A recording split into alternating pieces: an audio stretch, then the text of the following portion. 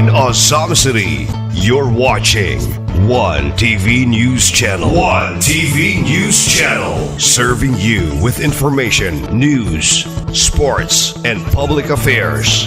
One TV News Channel. One TV News Channel. Serving you with love. Ang telebisyong pangmasa. One TV News Channel. One TV News Channel.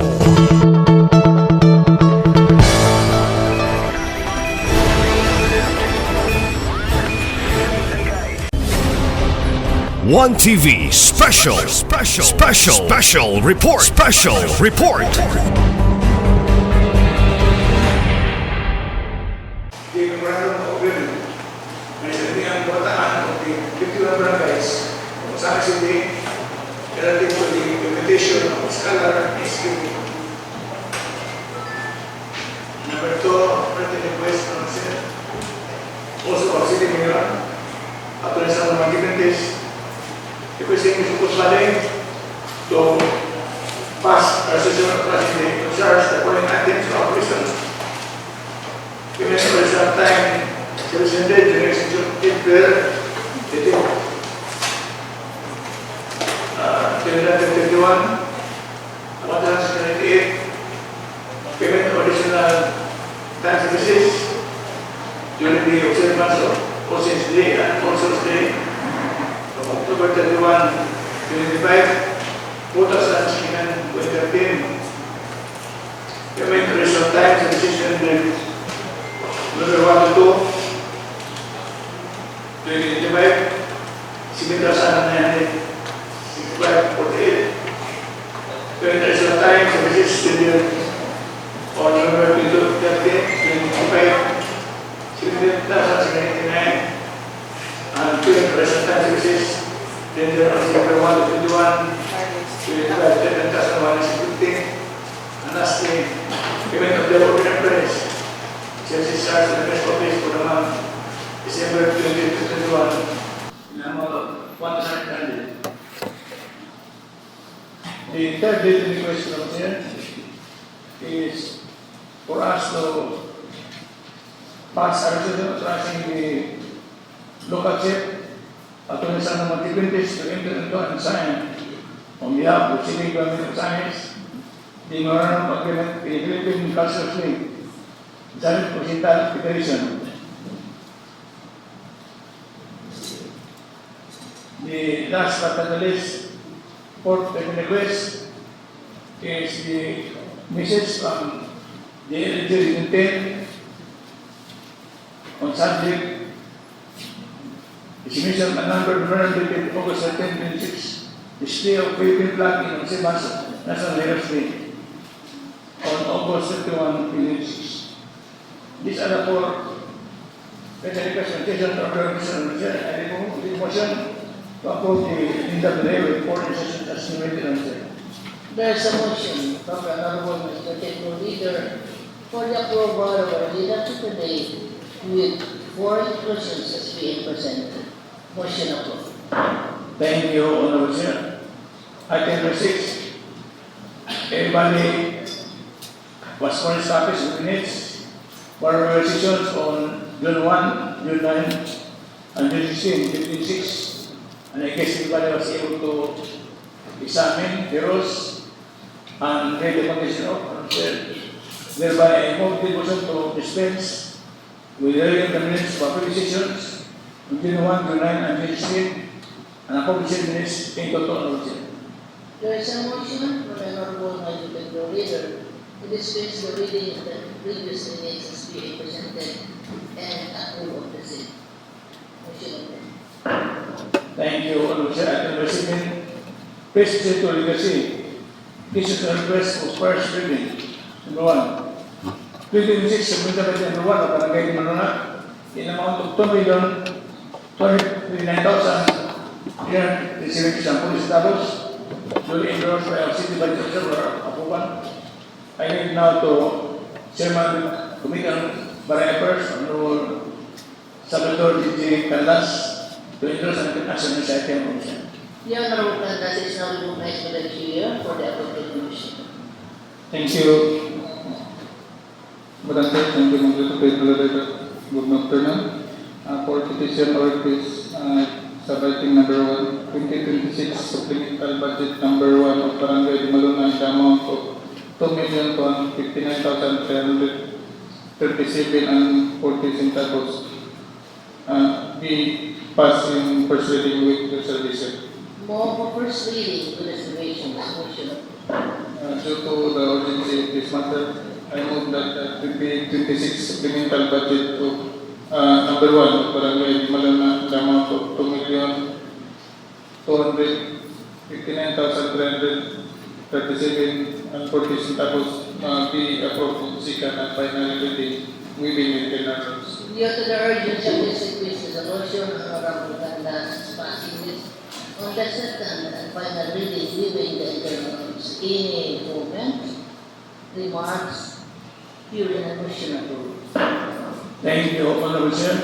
Reserving, Business Communications, number 1, case of order number 26, dash SNGF, dash 022, series 2026, providing for the creation of the local stolen radio community. We are stated under the City of Development Council for the purpose of reviewing the integrated zoning ordinance contained in the comprehensive land use plan of the City of Ozamiz Community period of 2026 to 2026. And here to Chairman Committee on Housing, Planning and Settlement, Honorable Decision to endorse the National Society Council. Honorable Ozamiz now recognized with the chair for the appropriate motion.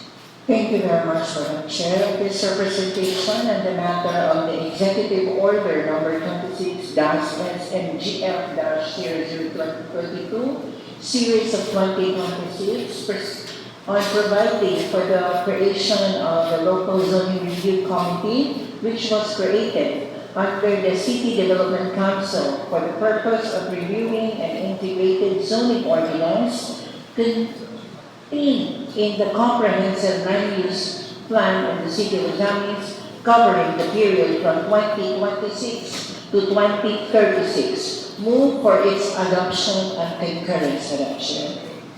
Move for its adoption And concurrence. and concurrence of this executive order. Any comment? During the motion approved. Thank you, Honorable Sir. There are no committee reports submitted. Item number 8, item number 9, detail B, basis of the days, posting and training, an ordinance instituting the tree planting and greening program for the City of Ozamiz and declaring a fixed Arbor Day every year and providing funds and penalties therefore. Sir, we would like to give the floor to the sponsor of this ordinance, Honorable Jacqueline, to endorse this newly binary revised ordinance on this tree planting and greening program of Ozamiz City. And then, after the introduction, they followed by interpretation from nurses over the starting from Honorable Maminal, and so on and so forth, whoever rest here in his hands for the interpretation of it. So we start with Jacqueline to endorse this newly revised ordinance. Honorable Saki, you are now recognized. Thank you for the appropriate motion. Thank you, Honorable Sir. Good afternoon to everyone.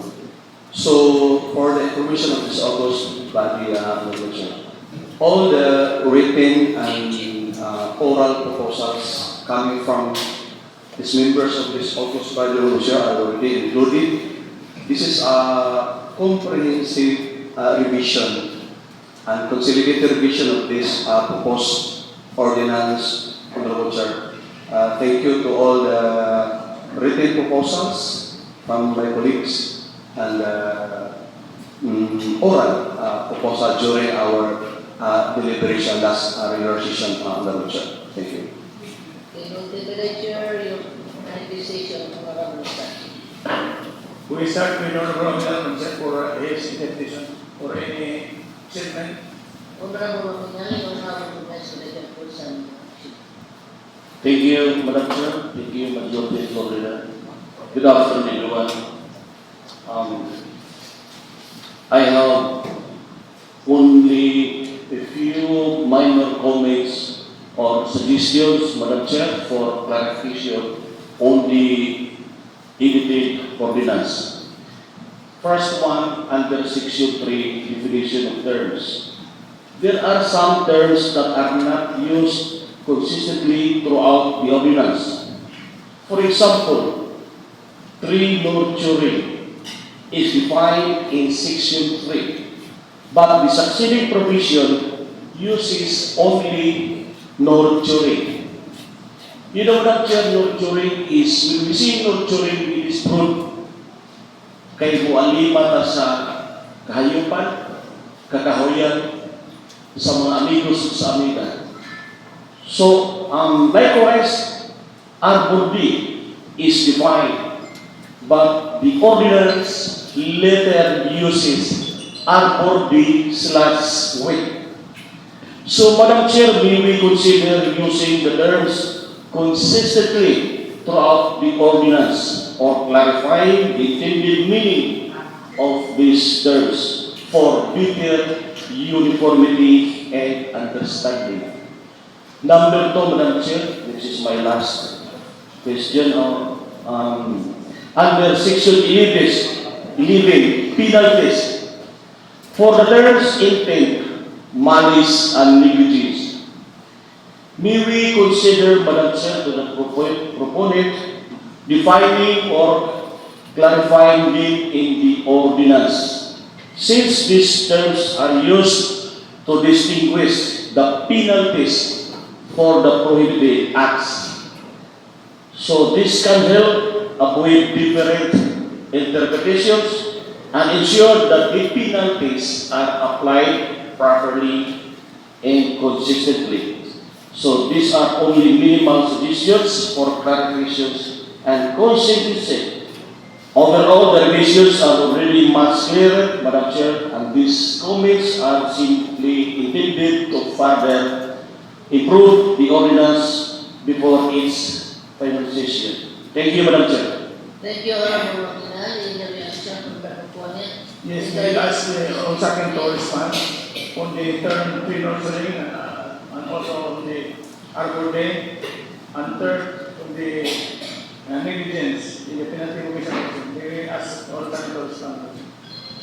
Thank you, Roger. Thank you, Majority Floor Leader. Thank you also to Honorable Wongnal for this clarification.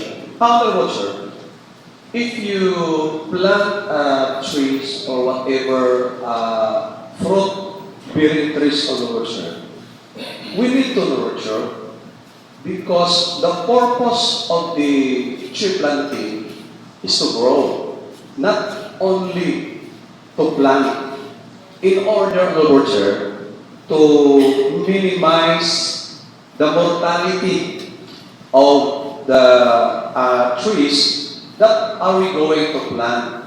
Because there are many groups whatsoever, Honorable Sir, engaging in tree planting, but after, wala yung hitabo na pag-alimaw, Honorable Sir.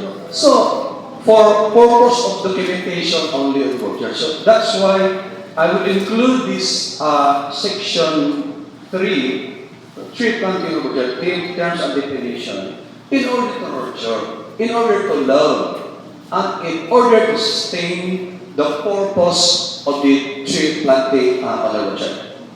Thank you. Thank you, Honorable Second, of your manifestation. Honorable Yes. Sir, on the issue of nurturing, being raised by Honorable Milan, what the Honorable Milan means is that definition of tree nurturing is not consistent. So in other provisions, it means only nurturing, not tree nurturing. So that's the point of Honorable Milan. Na masat kami to point na sa akin. Kasi ka also, again, the arbor day was expanded. And the third, the planting. So we ask ang second to respond to the point of this. Thank you, Honorable Sir. Thank you, Honorable Majority Floor. Honorable Sir, the reference of this ordinance, that is Republic Act 10176, the Arbor Day. Because under Section 4 of this proclamation, the Arbor Day, Honorable Sir, is needed a supplemental ordinance in order to conduct the Arbor Day of Culture. No? I read this proclamation on the water. Section 4, Proclamation of Arbor Day.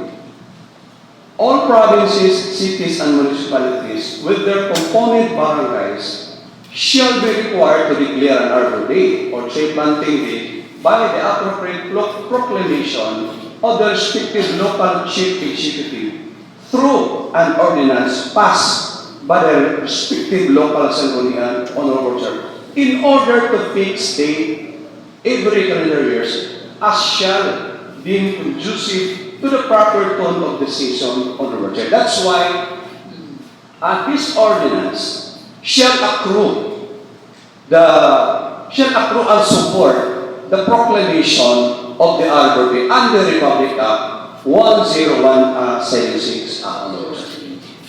Madam Chair, If I may. We ask muna to give this rebuttal answer. Yes. Yes, did you give your comment, Honorable Mina? yes, Madam Chair, honorable proponent, kung mayroon magkayo hangin dari kay under section 4, Arbor Day / week. Yes, then your ordinance Arbor Day nakabutang. So, mas may siguro wala ako sa / week. And likewise, nurturing 3, nurturing sa section 3, dahil sa imong section 4, nurturing, punta na lang siguro dapat 3, nurturing, sa akin. Then sa Arbor Day, ang atong nakabutang diri sa section 4, Arbor Day Declaration, Arbor Day / week. It is hereby declared in the city of Ozamiz on the 25th day of June of each year.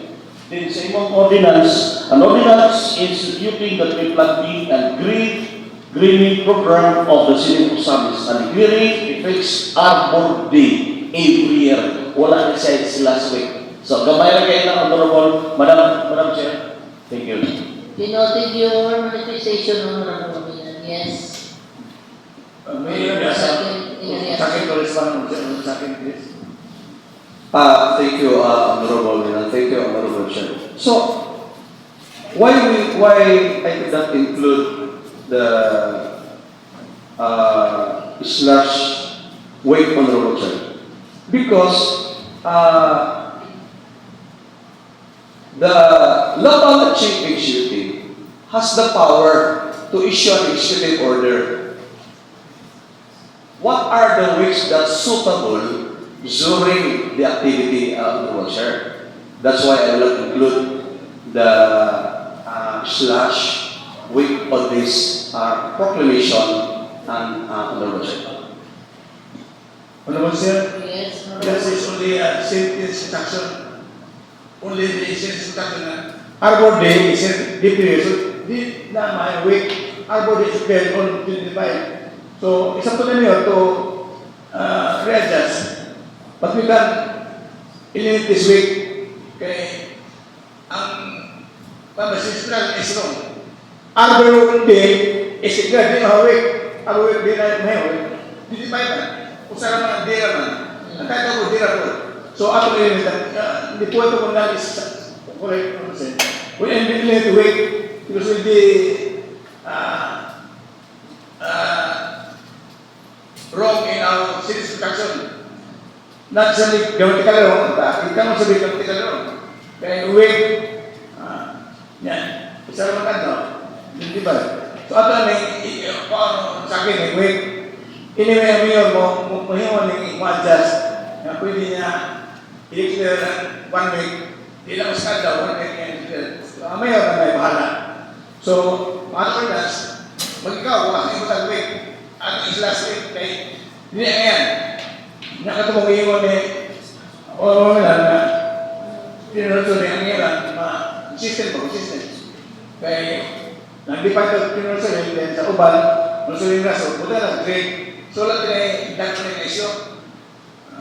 Buta lang grade, pinunod para mag-consistent sa kwento na mga nga. Kaya, penalty sa tapusan, wala ma-expand ni tungkol sa akin, itong ingon ni Nominal na hindi pa ito ang negligence. Para it can be expanded to under interpretation by persons who raise ordinance. Kung at what time na negligence na may tao na may ipanis ang nga penalty. So, please clarify kung sa akin, please. Okay, thank you, Honorable Chair. So I subscribe to the wisdom of Honorable Mamilan and to our majority floor leader, Honorable Chair. So, regarding to the penalty, Honorable Chair,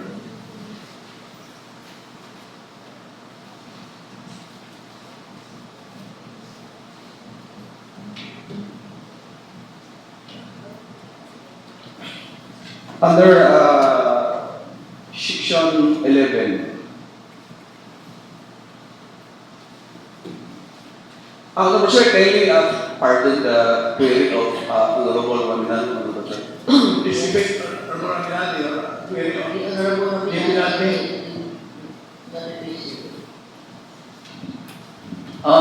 Yes, under Section 11, penalties. For the terms intent, malice, and negligence, may we consider defining or clarifying them in the ordinance, since these terms are used to distinguish the penalties for the prohibiting acts. So this can help avoid different interpretations, Madam Chair, and ensure that the penalties are applied properly and consistently. Thank you, Madam Chair. Thank you, Honorable Minan. Honorable Chair, ang gusto ni Honorable na i-define ang meaning sa intent o malice para hindi na ito mamisinterpret kasi takot. So, ibutan sa Section 10, division terms, kung sa'yo meaning sa malice, kung sa'yo meaning sa intent na naasa Section 11, kung na-focus ni Honorable Minan, i-define ang meaning sa intent o malice.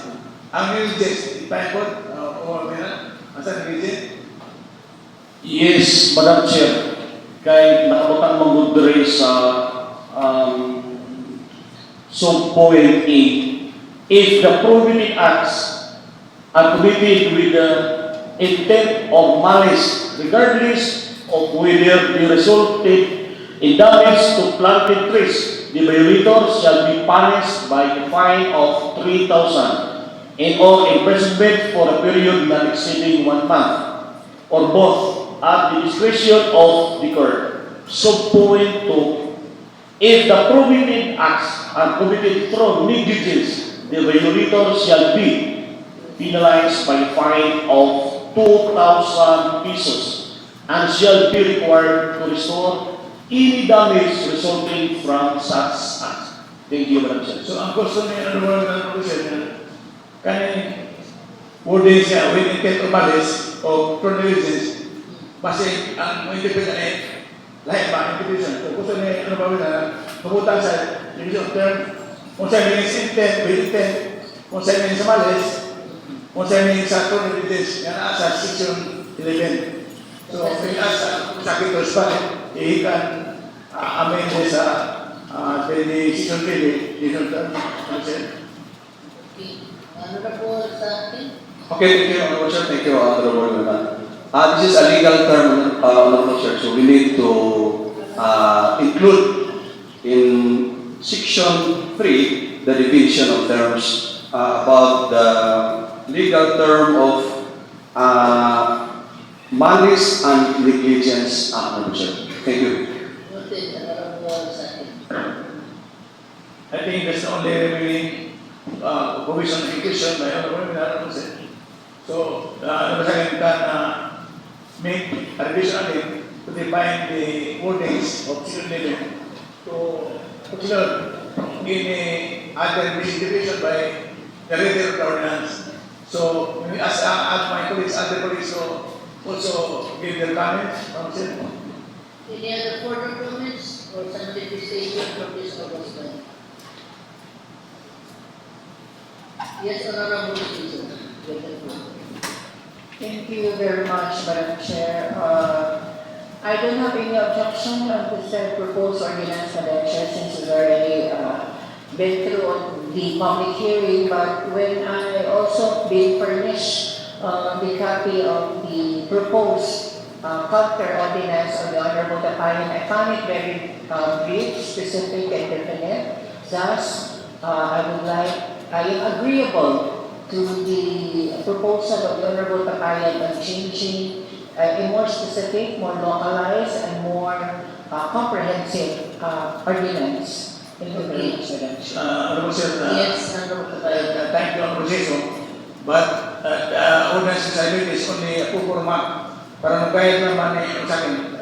Possible guide ba? Para ma-localize ang yung ordinance. Thus, not intended to replace or substitute.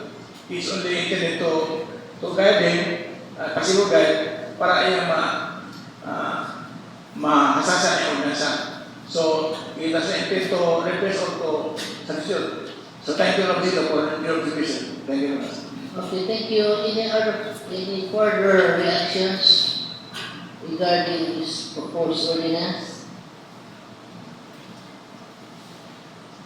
Yes, Honorable Po, you have the floor now. Thank you, Madam Chair. Madam Chair, this humble representation would like to inquire the proponent the following. Number one, we have to look into the first line of the whereas, article is this 11, section 16, because if this is article 11, section 16, it pertains to another statement, not about the ecology. So it might be article 11, section 16, but I haven't gone through the article 11, article 2 yet. So, and second, in the definition of terms, I think we need to also include in the definition greening program, because the title mentioned tree planting, and we already have tree planting definition in the in section 3, but we don't have greening program definition. Okay, thank you. Number, Yes, go ahead. continue, Madam Chair, thank you. Now, and then in section 5, the composition of the tree planting and greening board. It might be wise if we will place as member the representative from the DepEd, since they are the ones in close contact with the students and with the activity, instead of ST Chairperson, Committee on Education. Then we need to include also the DENR, and SWEMO and SENRO was again separated, and we don't have the city enroll officer. Instead, that position, that function is handled by the SWEMO officer based on our city ordinance 1001-04, section 30, letter I.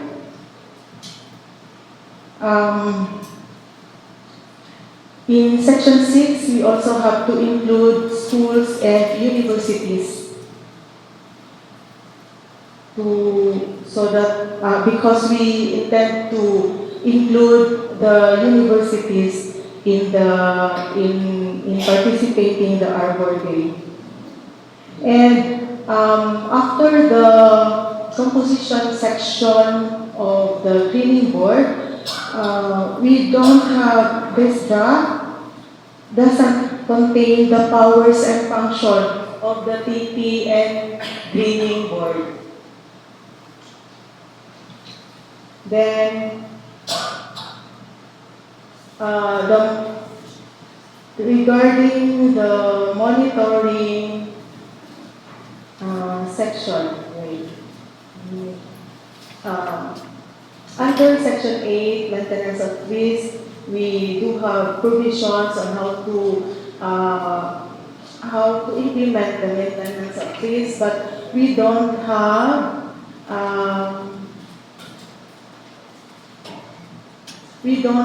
the monitoring and evaluation provision.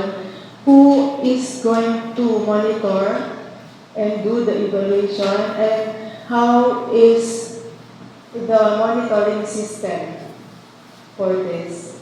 And I think that is all, Madam Chair, aside from some technical and typo error like the environments here. So later na lang na siya i-polish. Thank you, Madam Chair. Thank you, Honorable, for giving at this stage. Honorable Sir, I hope Yes. Honorable Sakin is taking notes of the items being raised by Honorable Ko. And may I ask the Honorable Sir Sakin to respond on this item? Yes, Honorable Sakin, any reactions or some appreciation regarding? Thank you, Honorable Chair. Thank you, Honorable Ko. All clarifications and additions and suggestion of Honorable Ko is duly noted, Honorable Chair. Thank you, Honorable Sakin. Is there any other manifestations? Noted only, or you will revise the ordinance, Honorable Sir? So, noted in order to revise, Honorable Chair. Okay. Noted. Honorable Sir, the 6.2, the suggestion of Honorable Ko to import universities, I think it's good in schools. School, university is a school. Kaya 6.2, all education schools, NGO, you want the term universities to be included. I think it's part of the term schools, appealang universities as schools. Hindi na sana nga, importante universities. School is a generating, it includes public schools as well as universities. So, okay na eh. So, Na nasa paraan, 6.2. But that's been embodied already in 6.2. Section 6. So, will all your points attended to, Honorable Ko? Is it a comfortable board? Yes, Madam Chair and Majority Leader, everything is being noted and by the proponent, Honorable Sakin, and if he wished to get the details of my suggestions, Madam Chair, I will provide it later after the session. Thank you very much, Honorable. So, there will be additional terms on gaining program, it will be defined suggested by I think, what's the type of cavalry or you mentioned about? Typo, 1, 2, 3. For fourth whereas, sustainable environment only, no more S. Then, section. fourth whereas.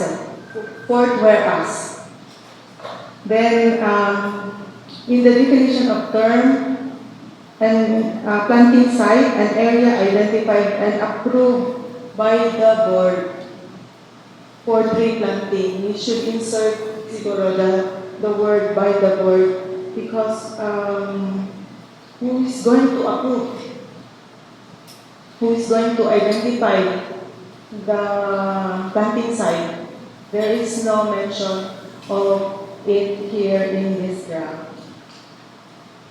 And we should also include the tree planting definition, what kind of trees shall be planted, perennial plant, forest plant, whatever.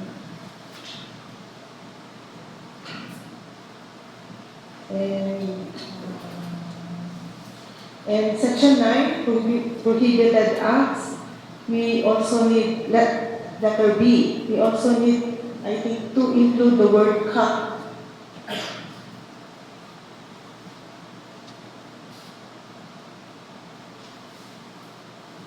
Section 9, letter B. Intentionally approve, destroy, damage. I think we also need to include the word cut. Is that included in the word damage or injury? What was it? The word damage or injury may include cut. So we need to define damage. I think damage and cut is different, I think. You can damage the tree without cutting. Sa akin, available officer to insert the word cut. Thank you, Honorable Majority Floor. About the meaning of the voucher, for me, it's already included in the damage of the voucher. No, cut is more an specific term. But for me, damage is the generic term of the voucher. Okay. But I further studied regarding the proposal of the voucher in order to revise more in this proposal ordinance. Thank you very much, Honorable Sakin. So, ano ba sir, about the whereas number 1 being verified by number ko, Article 11 is it correct? Section 11. If this is Article 2 or Article 11,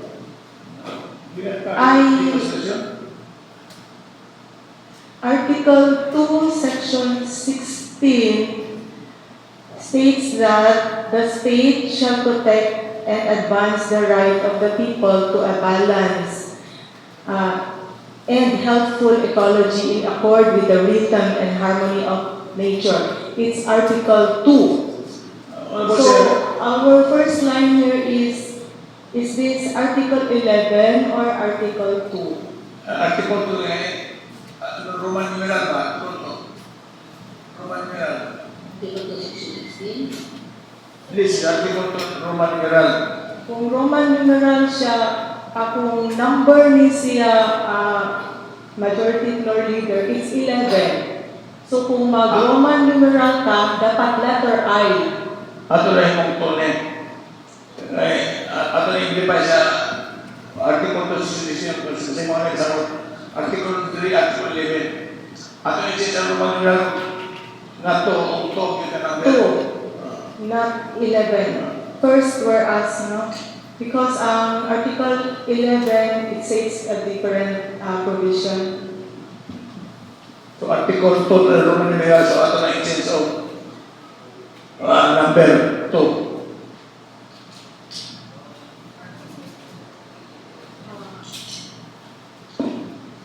What other provisions, sir? Or roll call?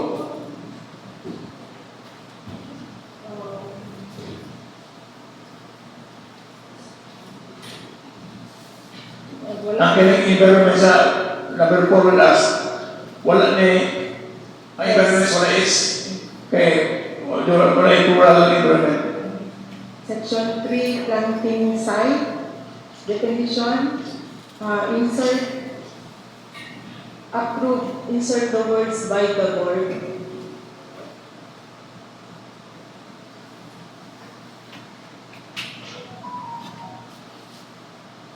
How about the proposal about the Definition. function of the planting green board?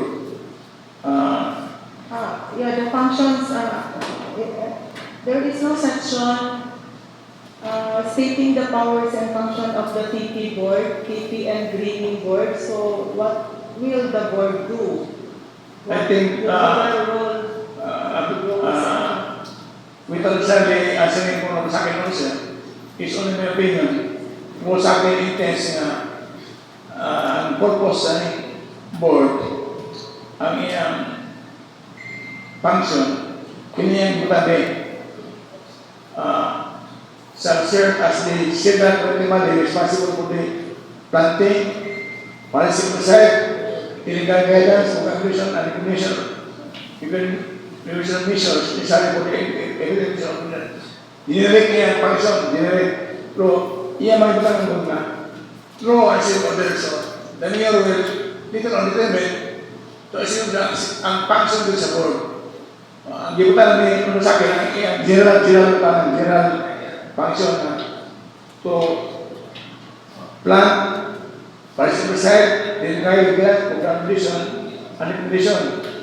Kaya may order na issue si Mayor later on. May ayan, sakit to respond to pa na yan kung sumunod. Yes, well. Sakit please, respond. Yes, thank you, Honorable Chair. Thank you, Honorable Majority Leader. Yes, that's my point, Honorable Chair. No? About Section 5, Policy Implementation 5.1, Honorable Chair, regarding the power of the Tree Planting Initiative Committee, Honorable Chair.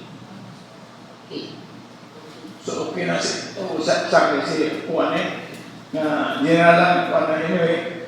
And she was director on the issue by the mayor to really specify the specifics sa functional board later on.